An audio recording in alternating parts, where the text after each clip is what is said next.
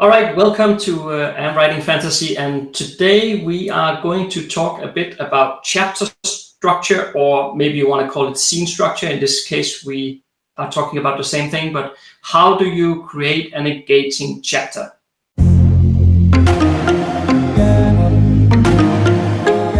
If you're a fantasy author, then you've come to the right place. My name is Autumn, and together with Jesper, we've published more than 20 novels. Our aim is to use our experience to help you writing, marketing, and selling books to fans all over the world. So we have, of course, a quick status update on how we're doing, and we still have so many irons in the fire, but it is coming along well. First up is the world building course, and we're definitely making progress. I know Jesper's been really busy recording, and I'm still working on a few back-end things. He's beating me this time. I'm pretty sure that will change because I have a humongous module coming up in the near future here, so I'm not going to be done very quickly with that. Let's see how it goes. Yeah, at least I'm glad we're competitive, but not super competitive with each other. We just keep each other going, and that's important. But I think I'm going to beat you eventually on this, but I'm not that worried. I'll catch up. Yeah, that's okay. I mean, the more you beat me, so to speak, the quicker we'll have it done. So that's good. But yeah. It is I don't think there's reason to keep beating that one, but it is a lot of work, like we've talked about before. So yeah. There'll still be enough work for at least to carry us into the fall, and then we'll see how it goes. Absolutely, and there's still the back end to build the website, so we'll get there eventually.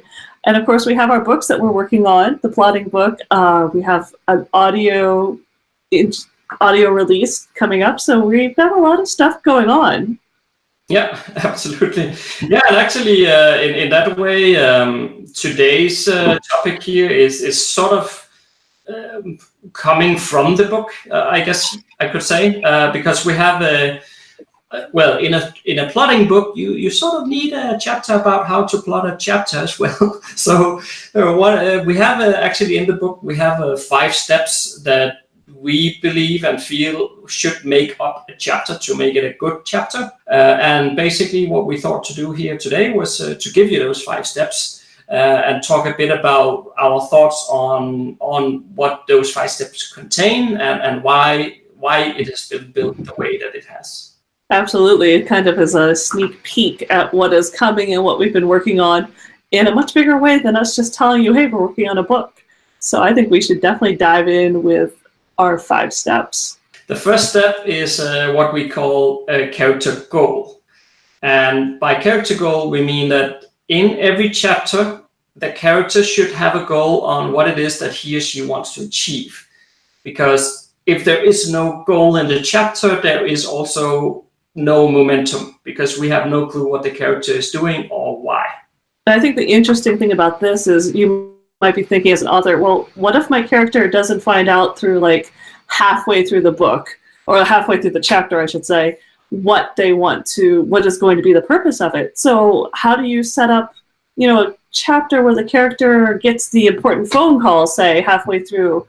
It's not the first sentence. I mean, it's always nice to start with action, but what if that just doesn't work for this chapter? Because that doesn't always happen. So there's got to be a way to have a lead in. You still need to start with action.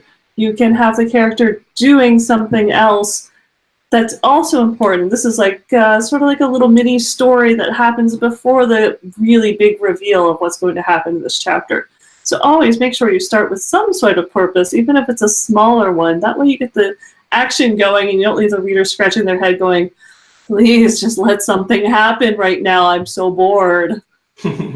Yeah, and I think one of the points that we're making in the book about character goal is the chapter doesn't really start until point number 2, which we're going to come to in a second.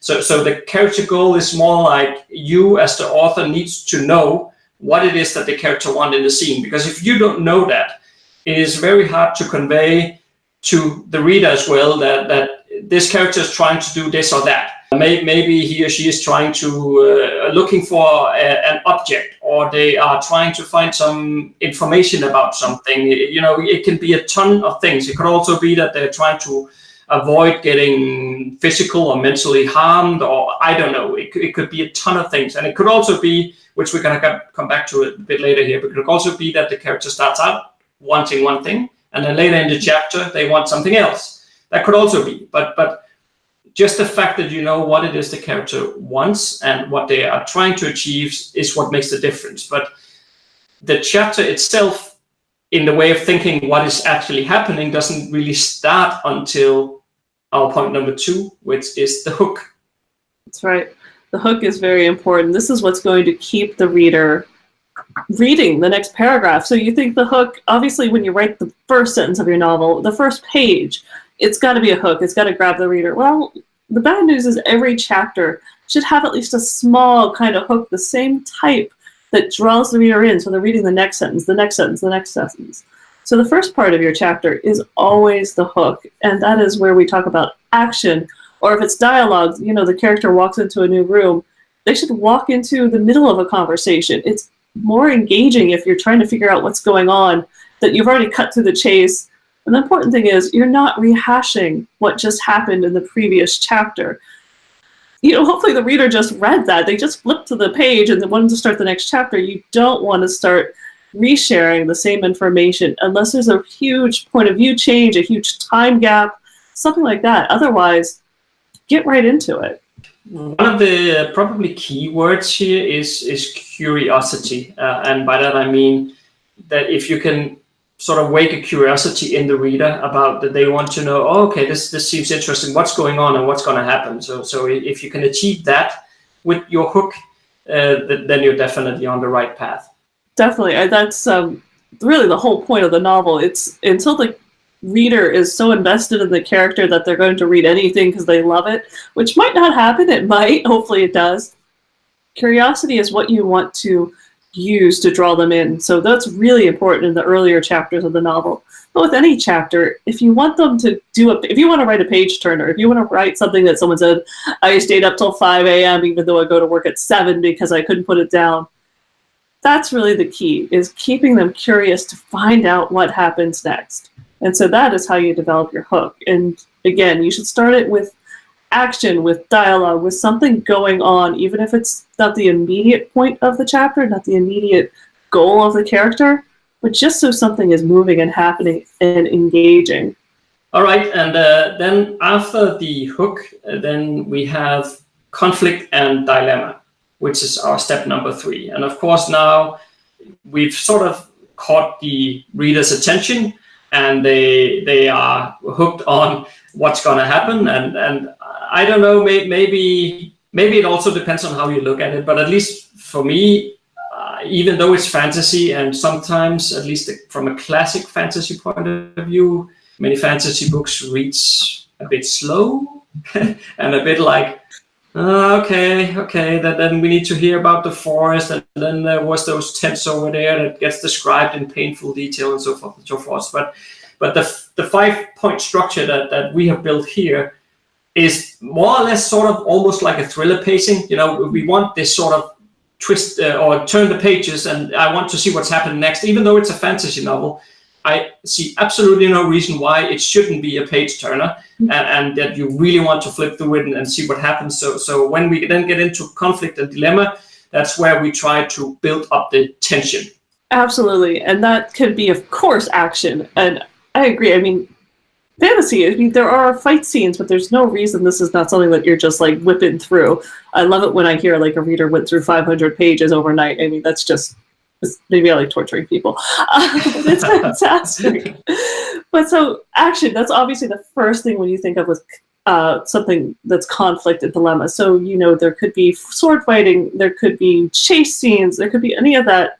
The character might not be in a life and death situation, but something should be happening. So your hook has built to this much higher point where it's no longer curiosity, but like, oh my goodness, what's happening? But that's not the only type of conflict we're talking about here. No, well, the thing is with conflict is that there is a bit of cheating going on that we need to be mindful about as the writer, that we don't cheat.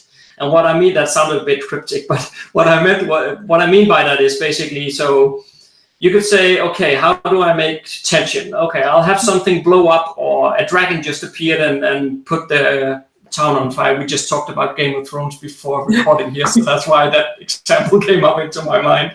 But maybe a dragon just showed up and burned the entire city down or something. You know, well, that's all well and good, and of course that is tension. I mean, something is happening, but the caveat here is that it's cheating, because the tension and the conflict and the dilemma you need to build has to be built on basis of the character goal. So it has to be something that stands in the way of the character reaching their goal, because only then is it a true conflict and dilemma for the character in the scene.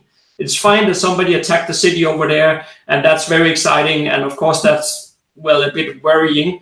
But if this character is not even going there, and he's supposed to do something completely different over there instead, in the opposite direction, that, well, maybe if he's a good-hearted person, he will probably be a bit worried about those people over there. But it doesn't stop the character in achieving him or her goal. And if it doesn't, then it's not a conflict and it's not a dilemma.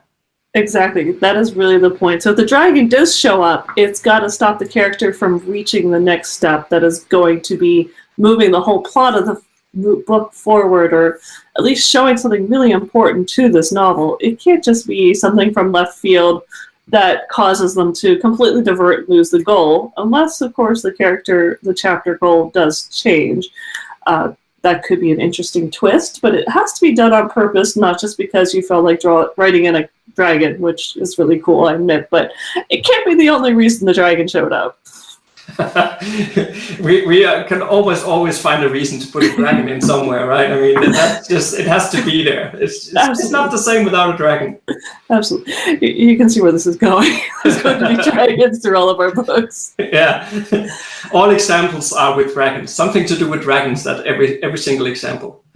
I was going to say, I think there's one in the I'm Writing Fantasy logo, so big surprise. Yeah, true.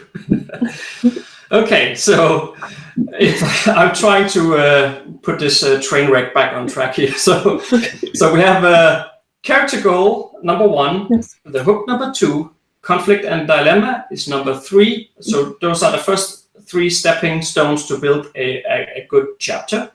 And then after conflict and dilemma, number 4 that we're going to get is then reaction and decision. And when we are talking about reaction and decision, it is incredibly easy for us as writers to sort of default into thinking, okay, so I just put a conflict and create a dilemma that's standing in the way of the character's goal.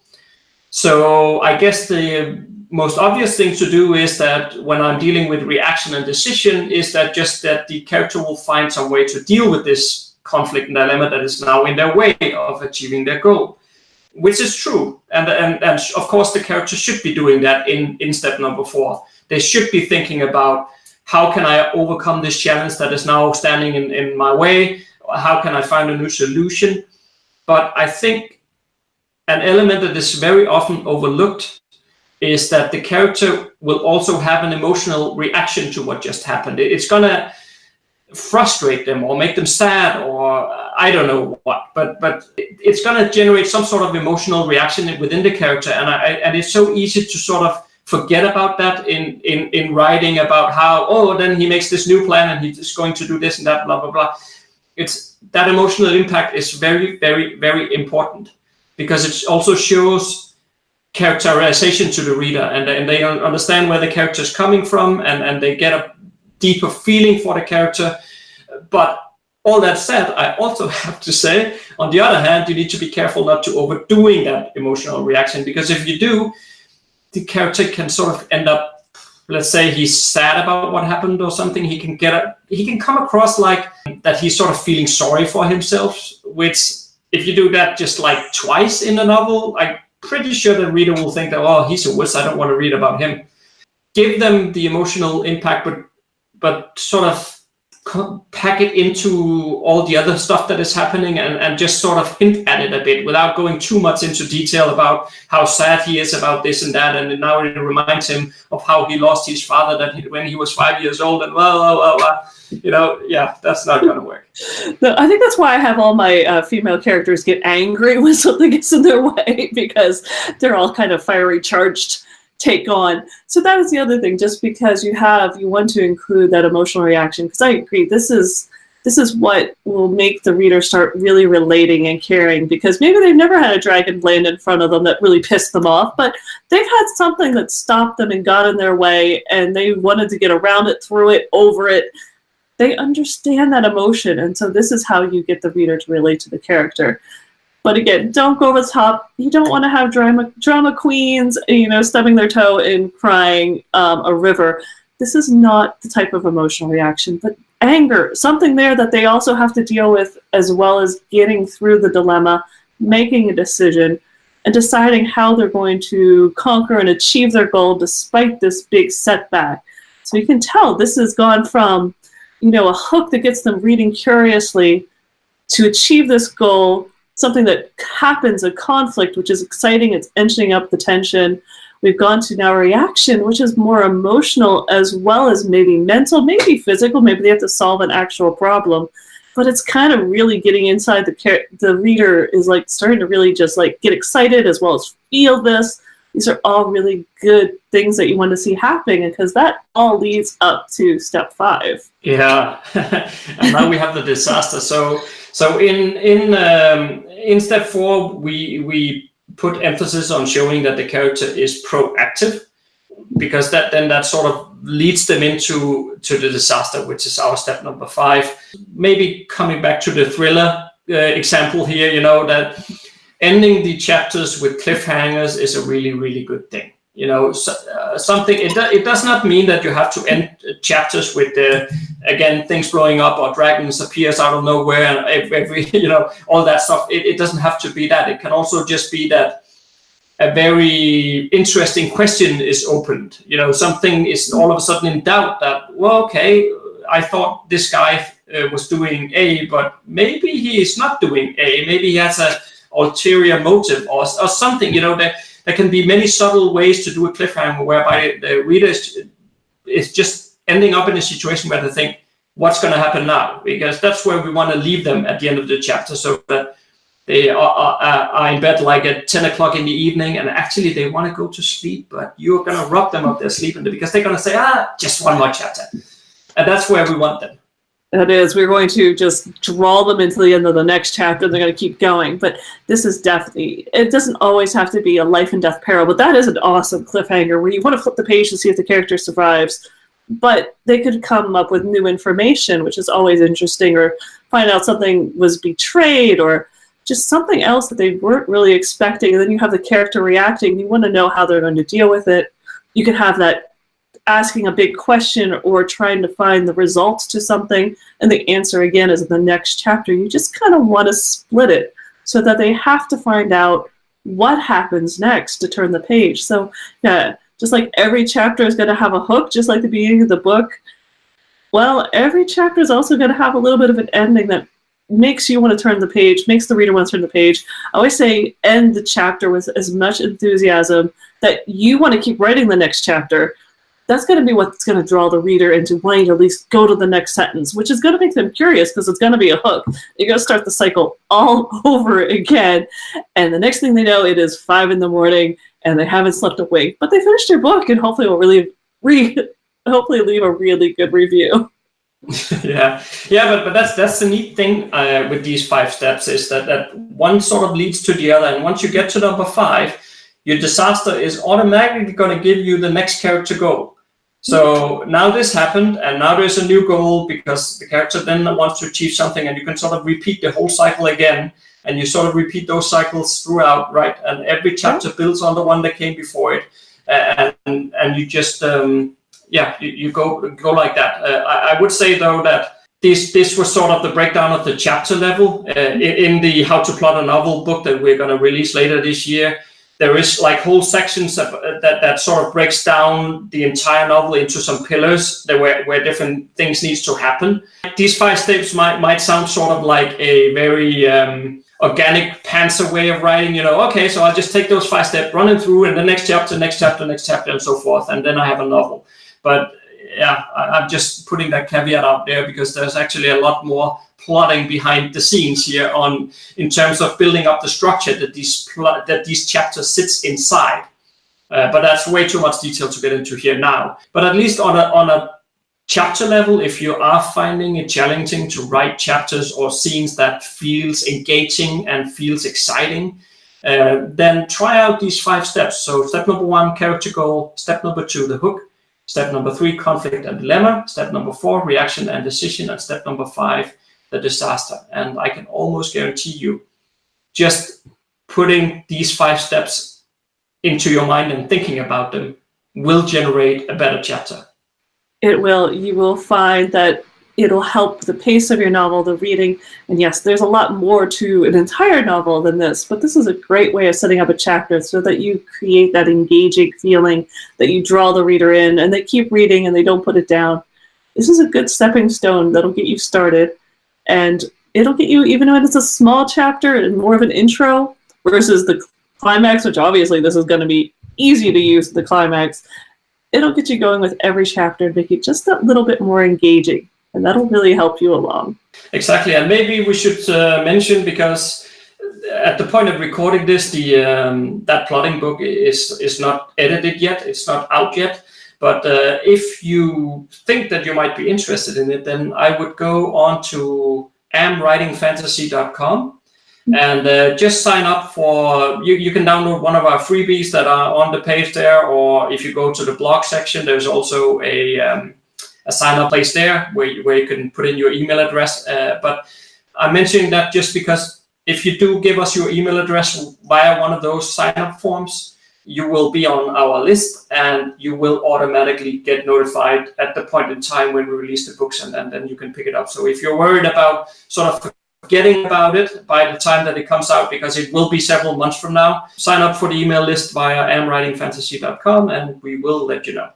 At least the good point is it's written, we're just editing it, so we're pretty much all the way there. We'll get there very soon. And I think if we wanted to, we could probably push it out in a month or so. But the one thing, just like the small thing that there is about it, is that we want to include an example outline as well, to show from start to finish what does it look like when you apply all the sort of the teachings that are in this step-by-step guide. We want to then apply that on our first book 1 in our new series, so that you can basically download the plot and see what it looks like when with all the sort of mechanicals behind the scenes plotting structure in place, to use as inspiration, but also to sort of deepen the learning experience.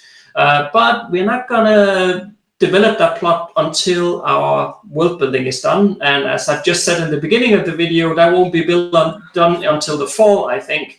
So that also means that it's several months away before we'll start plotting the book, which means that we can't finish the book and release it until that is done. So yeah, essentially the book is done, but it's not going to be released anytime soon.